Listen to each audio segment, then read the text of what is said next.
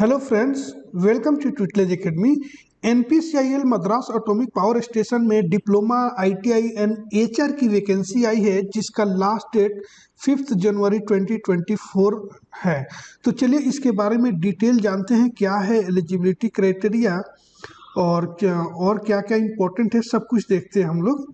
Okay, तो ये दिया हुआ है पोस्ट नेम। तो मैं थोड़ा आगे आपको बताता हूँ, कुछ बैकलॉग वैकेंसी है, कुछ करंट वैकेंसी भी है, तो आपको आगे बताता हूँ किसके लिए कितना पोस्ट है। तो देखिए यहाँ पे discipline trade category wise breakup of vacancy of the post ये है। प्लांट ऑपरेटर का 8 पोस्ट है, फीटर का 8 पोस्ट, इंस्ट्रूमेंटेशन इलेक्ट्रॉनिक्स मैकेनिकल इसके लिए 6 पोस्ट है। ये और ये जो है आईटीआई पोस्ट है, आईटीआई ये है स्टेपनी ट्रेनी कैटेगरी 2 का। ओके, यहाँ पे देख सकते हैं plumber, welder, carpenter, okay ITI के लिए। और यहाँ पे देखेंगे एसटी एसए कैटेगरी 1 के लिए जो है वो फिजिक्स केमिस्ट्री के लिए 4 पोस्ट है। मैकेनिकल के लिए यहाँ पे 6 पोस्ट है, जो कि यहाँ पे डिप्लोमा लगेगा आपको। इलेक्ट्रिकल के लिए भी 3 पोस्ट है और इंस्ट्रूमेंटेशन इलेक्ट्रॉनिक्स के लिए भी 4 पोस्ट है। यहाँ ये डिप्लोमा के लिए है, इसमें डिप्लोमा जो है वो जरूरी है 3 ईयर्स के लिए। ओके, आगे देखते हैं और देखेंगे ग्रेड 1 एचआर फाइनेंस का जो पोस्ट है, यहाँ पे असिस्टेंट ग्रेड 1 एचआर के लिए सिर्फ 1 पोस्ट है। बहुत दुख की बात है, बट फॉर्म फिलिंग का जो फी है हाँ 150 के आसपास है, 150 ही है, तो आप लोग फॉर्म को इसको फिल कर सकते हैं। ओके, और फाइनेंस एंड अकाउंटेंट के लिए 2 पोस्ट है और सी एंड एम के लिए 1 पोस्ट है। टोटल 4 पोस्ट है यहाँ पे। ओके, और ये जो पोस्ट है अनरिजर्व के लिए है। ओके, आगे देखते हैं क्या इम्पोर्टेंट है, किसके लिए क्या चीज़ एलिजिबिलिटी मांगा गया है, क्वालिफिकेशन वो देखते हैं हम लोग। ओके, अब देखेंगे यहाँ पे इसेंशियल क्वालिफिकेशन एंड एक्सपीरियंस की बात करें, एजुकेशनल क्वालिफिकेशन, तो जो आईटीआई पे पोस्ट है एसटी एटीएम कैटेगरी 2 का, जो प्लांट ऑपरेटर है, फीटर है, ये सब में आपको 10+2 या फिर आईएससी साइंस स्ट्रीम से चाहिए प्लांट ऑपरेटर में। वहीं फीटर में आपको एसएससी मैट्रिक पास 10th पास 50% से होना चाहिए in science subject and mathematic individually and 2 year ITI certificate course होना चाहिए आपको फीटर में। वैसे ही आप इंस्ट्रूमेंटेशन के हैं तो इसमें आपको आईटीआई चाहिए 10th के बाद, और इलेक्ट्रिशियन से है तो इलेक्ट्रिशियन में आपको चाहिए आईटीआई सर्टिफिकेट। प्लम्बर में है तो इसमें आपको आईटीआई सर्टिफिकेट चाहिए प्लम्बर का।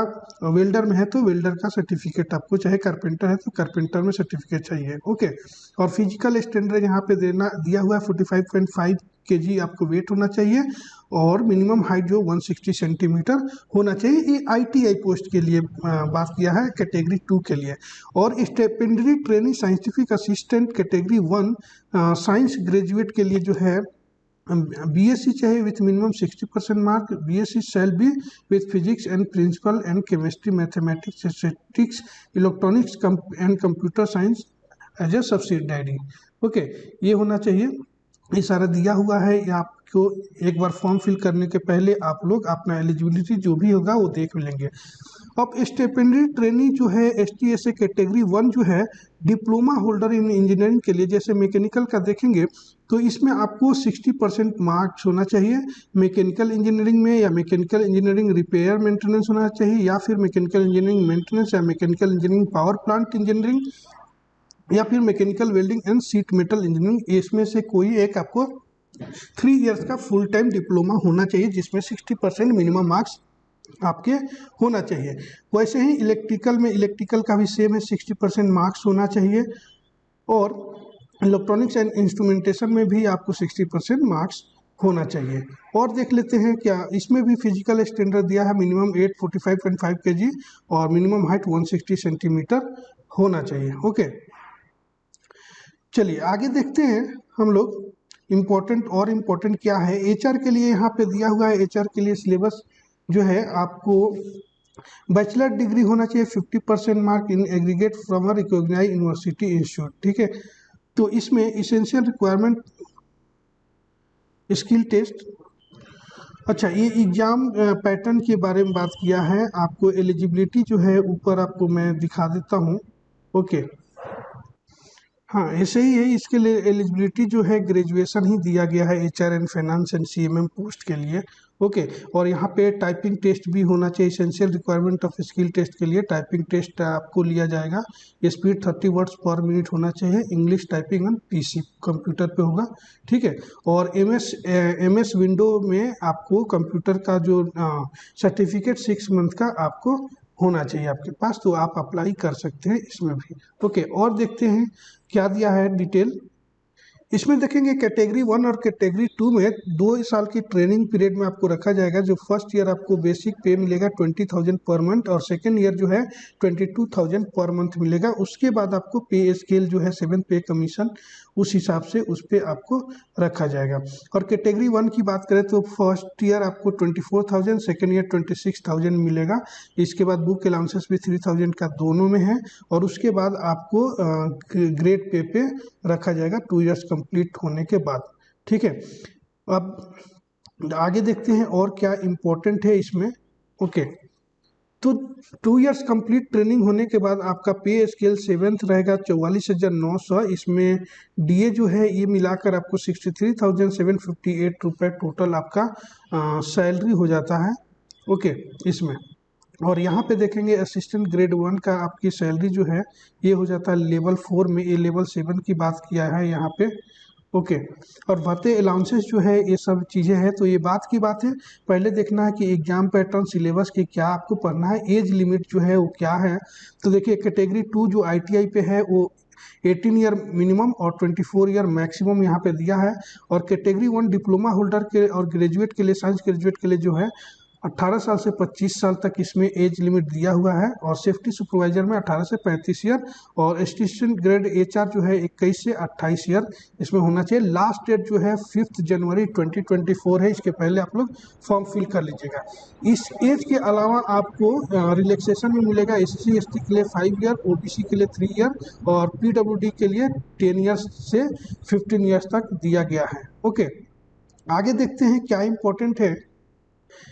और यहाँ पे प्लेस ऑफ पोस्टिंग जो है, पोस्टिंग जो आपको मिलेगा वो मद्रास एटॉमिक पावर स्टेशन कल्पाकम में यहाँ पे आपको पोस्टिंग मिलेगा। तो जो भी इंटरेस्टेड होंगे वो फॉर्म को फिल कर सकते हैं। ओके, तो यहाँ पे ये बॉन्ड भी है। अगर 4.5 साल का बॉन्ड है, 4.5 साल के पहले अगर छोड़ कर जाते हैं किसी कारणवश या दूसरे जगह जॉब मिल जाती है तो कैटेगरी 1 के लिए ये बॉन्ड आपको पे करना होगा। कैटेगरी 2 के लिए ये बॉन्ड आपको पे करना पड़ेगा। आगे देखते हैं सिलेक्शन प्रोसेस जो है वो किस टाइप से रहेगा। तो कैटेगरी 2 आईटीआई वाले जो भी ब्रांच है उसमें क्या होगा,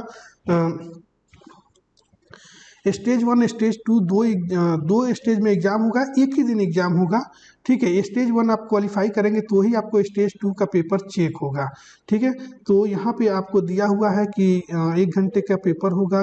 इसमें गणित जो है 20 प्रश्न और विज्ञान 20 प्रश्न होगा। समान जागरूकता जीके जीएस 10 प्रश्न होगा। टोटल 50 क्वेश्चन आपको मिलेगा, मल्टीपल चॉइस क्वेश्चन। यहाँ पे इंग्लिश में भी लिखा है, आप देख सकते हैं। उसके बाद और परीक्षा के अधिकतम 150 अंकों के लिए रहेगा, ठीक है।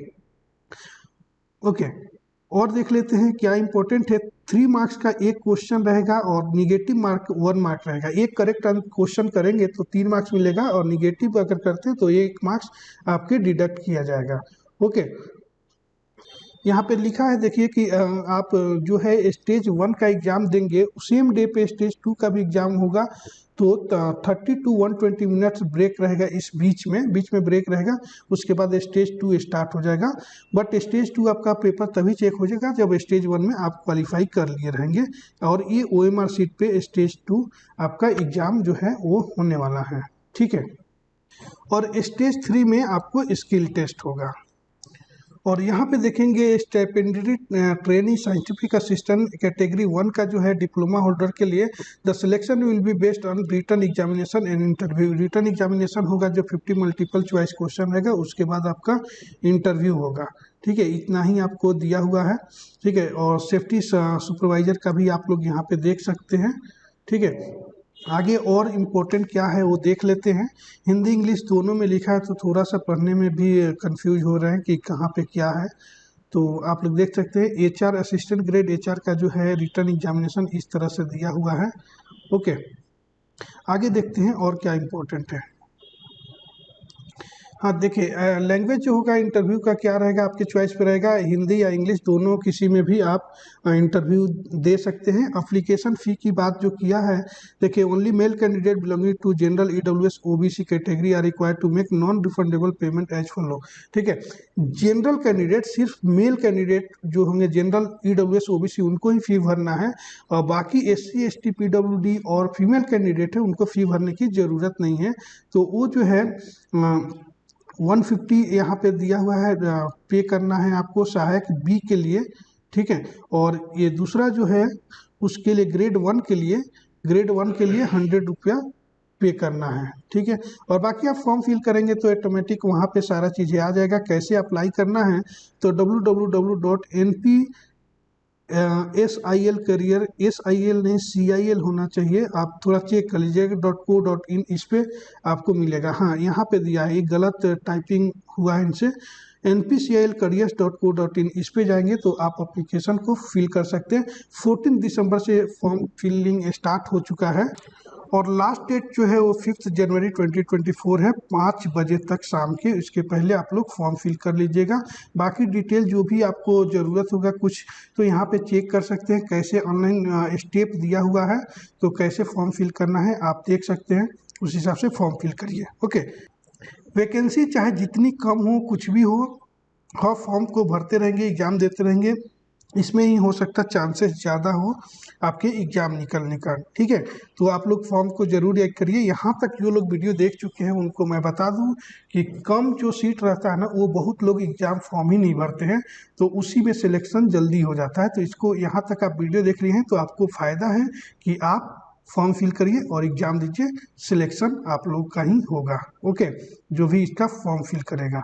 ठीक है, बाकी हर इम्पोर्टेंट बता दिया, कुछ भी क्वेरी हो तो आप कमेंट्स कर सकते हैं, और ट्यूटलेज एकेडमी ऐप पे हैं तो आप वहाँ पे चैट पे मैसेज भी कर सकते हैं। और मैकेनिकल इंजीनियरिंग, मैकेनिकल डिप्लोमा के लिए जितने भी एग्ज़ाम हैं, सेल का हो, सेल ओसीटी का हो, या एनटीपीसी का हो, या फिर एनपीसीआई का, वो एग्ज़ाम का कोर्स जो है बहुत जल्दी पब्लिश होने वाला है ट्यूटलेज एकेडमी ऐप पे। तो ट्यूटलेज एकेडमी का ऐप आप लोग डाउनलोड कर लीजिएगा प्ले स्टोर से, या नीचे लिंक दिया हुआ है डिस्क्रिप्शन में, वहाँ से डाउनलोड करके आप कोर्स को सब्सक्राइब करके प्रिपरेशन कर सकते हैं। ओके, तो ये लास्ट डेट देखिए, यहाँ पे स्टार्टिंग डेट और लास्ट डेट दिया हुआ है, फिर से आप लोग देख सकते हैं। ठीक है, और ये पेमेंट का एप्लीकेशन फ़ी भी यहाँ पे दिया हुआ है, कब तक 5 जनवरी तक आपके हो जाना चाहिए।